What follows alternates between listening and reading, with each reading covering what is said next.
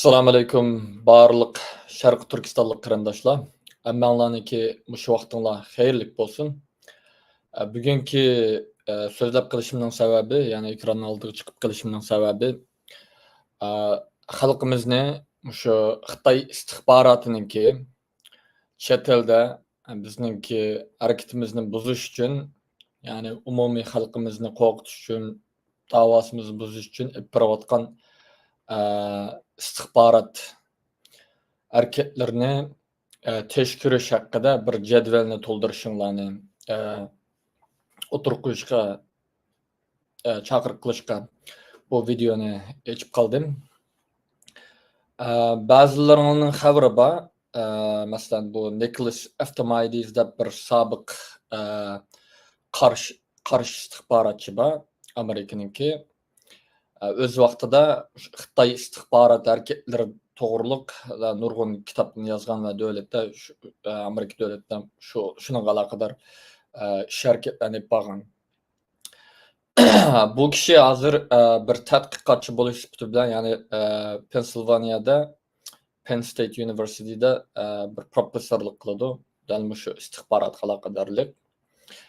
Shuningga bu kishi shu Sharq Turkistonniki Xitoyniki Sharq Turkistonliklarga, ya'ni Uyg'ur va boshqa Turkiya xalqlariga olib berayotgan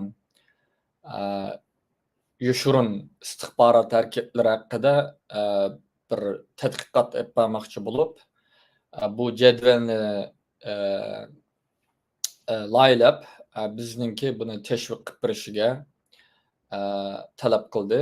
Shuningga men barliq qarindoshlarimizni, dünyanın Amerika'daki qarindoshlarimizniki bu jadvalni to'shqizishinglarni, ya'ni bilishinglarcha to'shqizishinglarni. Chunki agar bu Xitoy josuslarini, Xitoyning istixborot harakatlarini tozalaymiz desak, oldi bilan bu Amerikaliklar buni obdan tushunishi kerak. Shuning uchun bu jadval shunda loyilandi. Hamda bu yerda masalan savollarning bir qismlari desak, birinchisi, siz Uyg'urmi yoki Uyg'ur bo'lmasangiz o'zingizni qanday ifodalaysiz, ya'ni qaysi millatdan? Siz shu Xitoy kompartiyasi va hukumatiningki sizni va yoki atroflaringizdagini kishilarni shu o'ziga moyil qilish harakatlaridan xabaringiz bormi? Uchinchisi, masalan, sizningki shu siyosiy faoliyat, ya'ni kishilik siyosiy huquqlar va kishilik huquq va mustaqillikqa aloqador siyosiy harakatlaringizni avomda qilgan bayonlaringiz haqida birisi kelib sizni bu haqida siz bilan aloqalashdimi? Masalan, to'xtatish uchun yoki bunday qilma, masalan, bayroq ko'tarma, Sharq Turkiston desang bo'lmaydi, mustaqillik desang bo'lmaydi, namoyish qilsang bo'lmaydi yoki namoyishga chiqma, Amerika qarshi namoyish qilyapsan deb shunda ishlarni qilgan bo'ldimi? Va bu kishilar qandaq o'rinlarni, masalan, Xitoy istixborotining idoralaridami, birlashma shtatlaridami yoki hatto o'zingizning turishliq davlatingizdagi atalmish aktivistlar yoki tashkilotlarmi shunda sizga da'vat qilgan yoki boshqa kishilarmi?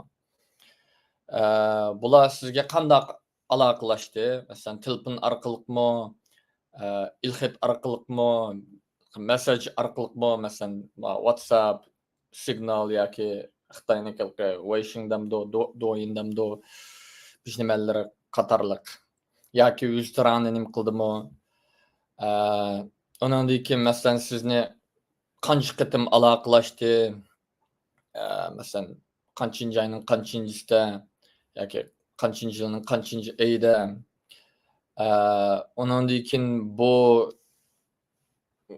kishininki sizning aloqalashishiningki maqsadi nima edi? Masalan, sizninki avomda chiqib shu Sharq Turkiston uchun, Uyg'urlarning ozodligi, mustaqillik uchun kurash qilishini to'sash uchun aloqalashdimi yoki sizni maningga berib yoki aningga berib josuslik qil deb aloqalashdimi yoki sizningki fikringizni, nimangizni almashtirish uchun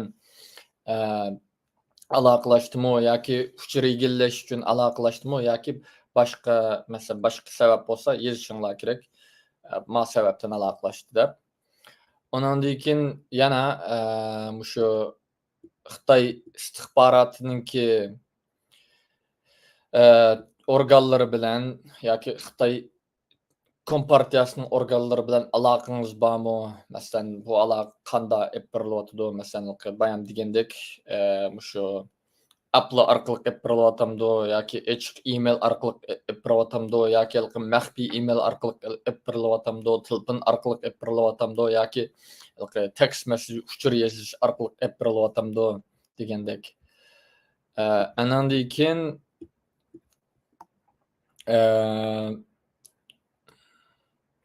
masalan Xitoy shu hukumati amaldorlari sizdan nima talab qilyapti? Qanday uchurlarni yoki qanday harakat qilishingizni talab qilyapti? Andan keyin qaysi davlatda va davlatning yozgandan keyin agar mumkin bo'lsa, masalan, qaysi shtatda, masalan, yoki viloyatda turyapsiz hozir. Xitoy hukumati va uningki qo'lchimoqchilari, masalan, shu kompartiyasi bo'lsin, tashkilotlar orqali bo'lsin, shaxslar orqali bo'lsin, tijoriy qurumlar orqali bo'lsin, siz qarshi bir harakat etmadimi? Masalan, obro'yingizni ziydilash harakatlarini etmadimi? Sizni va yoki oilangizni tehdit qildimi? Ya'ni Xitoy istixboroti va uning qo'lchimoqchilari, masalan, xoin, munofiq shu qatorga kiradi. Masalan, sizningki qilayotgan tashkilotingizning ishlariga yoki tijoratingizga aralashib o'tiramdi, to'sqinlik qilyaptimdi va yoki hukumatga masalan Amerika hukumatiga yoki ma'lum boshqa bir chet ellik hukumatiga sizni yolg'on shikoyat qilib, bu terrorchi, bu islomchi, bu oqchi, bu ko'kchi deb shikoyat qildimi yoki boshqa narsa bo'lsa yozishinglar kerak. Ondan sirt agar mushu siz menga tafsili eng oxirgi savoli bu professorniki, agar mushu tafsili vaziyetingiz orqali mushu jadvalni to'shqizib savollarga bergan javob qarata men bilan tafsili aloqalashib buni kurashishga, ya'ni men bilan degani professor Nicholas Eftimides bilan tafsili kurashib aloqalashishni xohlamsiz va agar xohlasangiz ilxat adresingizni qo'yib qo'ying deydi. Aziz xalqim, bu muhim, chunki ichimizni tozalamay turib, Xitoyninki istixborot harakatlaridan qutulmay turib biz davosimizningki ilgirilishi, o'zimizningki chet eldami bexatar ishimizni qilishimiz mumkin emasligini kundan kun sir ko'ryapmiz. Xitoy g'alchilari turli vositalar bilan o'zining odamlarini ishlatib, bu davoni yo'q qilaman deb yoki kontrol qilaman deb yoki qilayotgan harakatlarimizni to'sayman deb turli harakatlarni olib boryapti. Shuning uchun Amerika hukumatiningki buni qarshi harakat qilish uchun oldi va boshqa davlatlarning g'arb davlatlarining buni qarshi harakat qilish bilan bu qanday olib boryapti Xitoy, bu harakatni qanday qilayotganligini tadqiq qilib bilish kerak. Shuning uchun bu sobiq qarshi istixborotchi va hozirgi shu istixborot aloqador tadqiqotchi professor Nicholas Eftimides apandim buni necha oy burun bizga mushunda ish qilg'imiz, mushunda bir narsani nim qilg'im bordi, men vaqtim yetgan chog'da evatib bersam sizlar tashviq qilib beramiz deganda, shuning bilan ma'qul deb nim qildik. Hammanglarningki bu jadvalni to'shqizishinglarni, samimiy to'shqizishinglarni va bu yerdan qo'rqmanglar, chunki bu yerda ismingni, nimangni hech kimga oshkorlanmaydi. Faqat keyin doklad qilgan vaqtda buni ochiq doklad qiladi.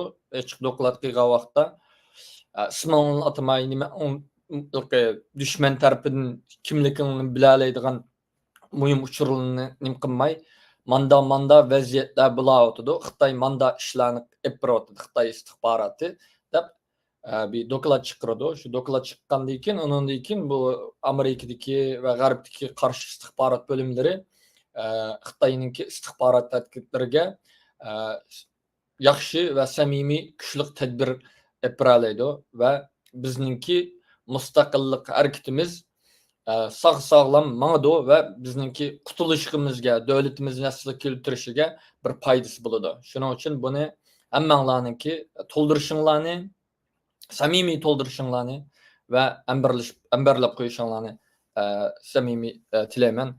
Hammanglarningki shu vaqtinglar xayrli bo'lsin. Assalomu alaykum.